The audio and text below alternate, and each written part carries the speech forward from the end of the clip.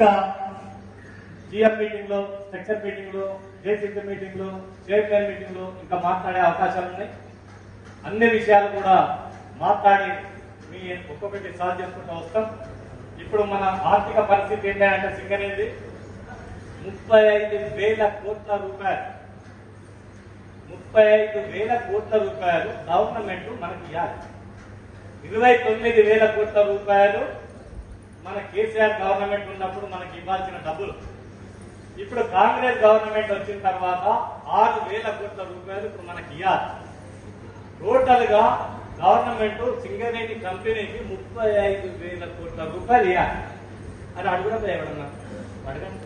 Government మీద కదా 30,000 కోట్ల రూపాయలు ఇప్పి కార్మికులకు రావాల్సినటువంటి డబ్బులని అండర్గ్రౌండ్ లో పనిచేస్తున్న కార్మికుడు, ఆపరేటర్లు, వారిలో ట్రిప్పులు కొట్టున్నటువంటి వాళ్ళు ప్రతి సెక్షన్ లో ఈ కంపెనీ కోసం పాటుపడేటటువంటి మన వర్కర్లు సంపాదించినటువంటి ఏవైతే లాభాలు ఉన్నాయో అది గవర్నమెంట్ వీడెవరు తీసుకోవడానికి 35,000 కోట్ల రూపాయలు ఇవ్వాలి. అది రాకపోవడం వల్ల మనకి ఎంత నష్టం జరుగుతుంది? కొత్త డబ్బర్స్ వస్తలేవు, కొత్త శవాలు వస్తలేవు, సెక్షన్లలో స్పేస్ తెచ్చే పరిస్థితి లేదు, కొత్త మైండ్ తీసే పరిస్థితి లేదు. ఏదైతే కార్మికులకి రావాల్సినటువంటి హక్కులన్నీ కూడా పక్కకు పోతున్నాయి. మనకు వచ్చేటటువంటి లాభాల వాటా రావాలి, అది వస్తలేదు. అసలు సిఆర్పి వాళ్ళకి, ఆఫీసర్లకి వాళ్ళ జీతాలు పెరుగుదల ఉండాలి. అది కూడా వాళ్ళకి పనిచేసింది. వాళ్ళు ఆ లెటర్ పట్టుకుని తిరుగుతా ఉన్నారు. వాళ్ళు బ్లాక్ బ్యాచెస్ పెట్టే స్వతంత్రం కూడా వాళ్ళకి లేదు. ఆఫీసర్స్ అందరూ కూడా లోపల కుమిలిపోతా ఉన్నారు. వాళ్ళకు కూడా ఫైనాన్షియల్ గా వాళ్ళు కూడా లాస్ అవుతా ఉన్నారు. కాబట్టి వాళ్ళు కానీ, మనము కానీ, కంపెనీ కానీ ఇవన్నీ కూడా లాభాలలో ఉండాలంటే రావాల్సినటువంటి మన డబ్బులు మనకి ఇవ్వాల్సిన బాధ్యత ఈ గవర్నమెంట్ లో ఉన్నటువంటి ఏదైతే మినిస్టర్ ఉందో వాళ్ళు మాట్లాడాలి. నువ్వు కింద పూర్తి అంటున్నావు కదా, నువ్వు మాట్లాడరా, పోయి అడపై మాట్లాడు. అది శాత కాదు.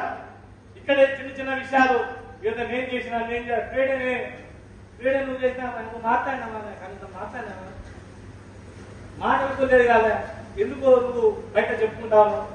నేను అనేది ఒకటే, కార్మికులందరూ కూడా ఐక్యంగా ఉండాలి. ఇవాళ మేము గెలిచి ఉన్నప్పుడు రేపు మేము ఊడిపోవచ్చు. ఇది శాశ్వతం కాదు. ఇప్పుడు నేను వచ్చిన 20 సంవత్సరాలు నేనే ఉంటా, లేదా గవర్నమెంట్ కూడా వచ్చినోడు నేను గవర్నమెంట్ పోతాను దిగిడే ఉంటాడా? ఉంటూనే ఉంటారు, పోతూనే ఉంటారు. ఇది మాకు శాశ్వతం కాదు. ఏఐటీసీగా ఇప్పుడు గెలిచిన్నాను, ఇంతకుముందు కూడా గెలిచినాను, ఇంతకుముందు 3 సార్లు గెలిచినాను.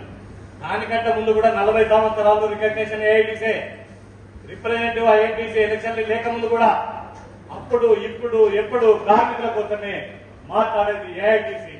ఏఐటీసీగా మీరు గెలిపించడం తప్పనిసరిగా మీ బాధ్యత, పూర్తి బాధ్యత మాదే. ఇప్పుడు ఏదైతే మీతో మాట్లాడిన విషయాలు అవన్నీ కూడా ఇప్పించాల్సిన బాధ్యత మా మీదనే ఉంటుంది.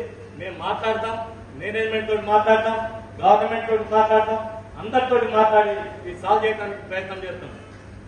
ఒక్క కమ్యూనిస్టు పార్టీ ఒక్కటే ఎమ్మెల్యే సీటు, పూనని సాంబశివరావు గారు ఒక్కటే సీటు గెలవడం అనేది జరిగింది.